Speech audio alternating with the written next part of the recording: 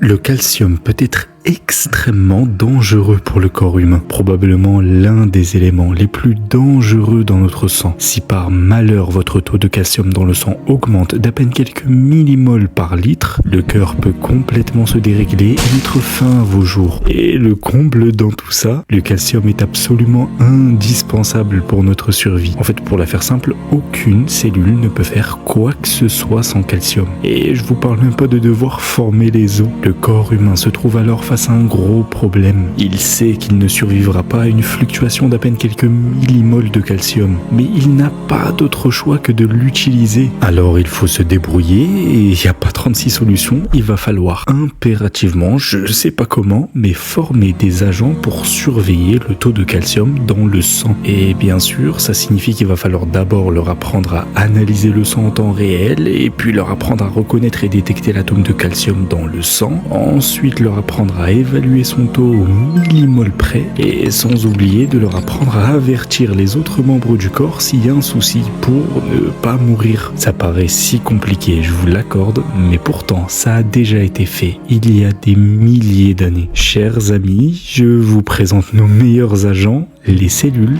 parathyroïdiennes. Tout ce que je vous ai raconté, elles le font déjà d'elles-mêmes. Et pour évaluer le taux de calcium, elles utilisent un petit gadget. J'ai réussi à vous le retrouver, c'est lui. Il est incroyable. Ce que vous voyez là, c'est littéralement un genre de radar biologique qui a pour rôle de détecter le calcium et le capturer pour évaluer son taux. On l'appelle le Calcium Sensing Receptor. Et alors là, tenez-vous prêts parce que les scientifiques étaient complètement abasourdis de sa technologie parce qu'il est capable de détecter une différence de calcium de l'ordre de 0,05 millimoles par litre. En gros, c'est une différence qu'on ne verrait même pas nous sur une prise de sang. Honnêtement, c'est complètement fou et d'ailleurs, les glandes parathyroïdes, c'est en gros le QG où tout ce que je viens de vous raconter se déroule, eh bien, une seule d'entre elles pèse entre 30 à 50 milligrammes. En gros, c'est encore plus petit qu'un grain de riz.